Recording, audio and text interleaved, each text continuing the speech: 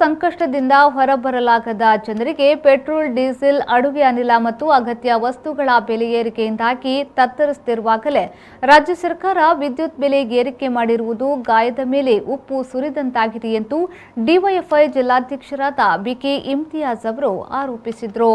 ಅವರಿಂದು ನಗರದ ಬಿಜಿ ಬಳಿಯಿರುವ ಮೆಸ್ಕಾಂ ಕೇಂದ್ರ ಕಚೇರಿಯ ಎದುರು ಡಿವೈಎಫ್ಐ, ಎಸ್ಎಫ್ಐ ಮತ್ತು ಜೆಎಂಎಸ್ ಸಂಘಟನೆಗಳ ಜಂಟಿ ಸಹಭಾಗಿತ್ವದಲ್ಲಿ ವಿದ್ಯುತ್ ದರ ಏರಿಕೆಯನ್ನು ವಿರೋಧಿಸಿ ನಡೆದ ಪ್ರತಿಭಟನಾ ಸಭೆಯನ್ನು ಉದ್ದೇಶಿಸಿ ಮಾತನಾಡಿದರು. ಡಿವೈಎಫ್ಐ ಜಿಲ್ಲಾ ಕಾರ್ಯದರ್ಶಿ ಸಂತೋಷ್ ಬಚಾಲ್ ಅವರು ಮಾತನಾಡುತ್ತಾ, ರಾಜ್ಯ ಸರ್ಕಾರ ಪ್ರತಿ ಯೂನಿಟ್ಗೆ 50 ಪೈಸೆಯಷ್ಟು ಏರಿಸಿದೆ. ಮೆಸ್ಕಾಂ ಇಲಾಖೆ ಈ ಹಿಂದೆ ಫೆಬ್ರವರಿಯಲ್ಲಿ 2021-22ರ ಅವಧಿಯಲ್ಲಿ ಆರ್ಥಿಕ ವರ್ಷದಲ್ಲಿ 943 ಕೋಟಿ ರೂಪಾಯಿ ಆದಾಯದ ಕೊರತೆ ನೀಗಿಸಲು 1.67 ಸುಂಕವನ್ನು ಏರಿಕೆ ಮಾಡಿತ್ತು. ಈಗ ಮತ್ತೆ ರಾಜ್ಯದಲ್ಲಿ ಏರಿಕೆಯನ್ನ ಮಾಡಲಾಗುತ್ತಿದೆ. ಇದು ತೀರಾ ಅನ್ಯಾಯ.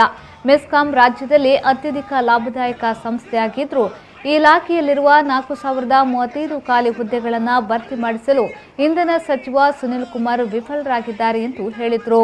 ಜನವಾದಿ ಮಹಿಳಾ ಸಂಘಟನೆಯ ಜಿಲ್ಲಾಧ್ಯಕ್ಷೆ ಭಾರತಿ ಬೋಳಾರ್, ಡಿವೈಎಫ್ಐ ಮುಖಂಡರಾದ ಮನೋಜ್ ವಾಮಂಜೂರು, ಸುನೀಲ್ ತೇವ್ಲಾ, ರಫೀಕ್ ಹರೇಕಳ, ರಸಾಕ್ ಮುಡಿಪು, ಹನೀಫ್ ಬೆಂಗ್ರೆ, ತಯ್ಯಬ್ ಬೆಂಗ್ರೆ, ಸಲೀಂ ಶಾಡು, ಜಗದೀಶ್ ಬಜಾಲ್, ಜಯಲಕ್ಷ್ಮಿ, ಅಸುಂತ ಡಿಸೋಜಾ, ಪ್ರಮೀಳಾ ದೇವಾಡಿಗ, ವಿದ್ಯಾರ್ಥಿ ಮುಖಂಡರಾದ ವಿನತ್, ಮಾಧುರಿ ಬೋಳಾರ್ ಮುಂತಾದವರು ಪಾಲ್ಗೊಂಡಿದ್ದರು.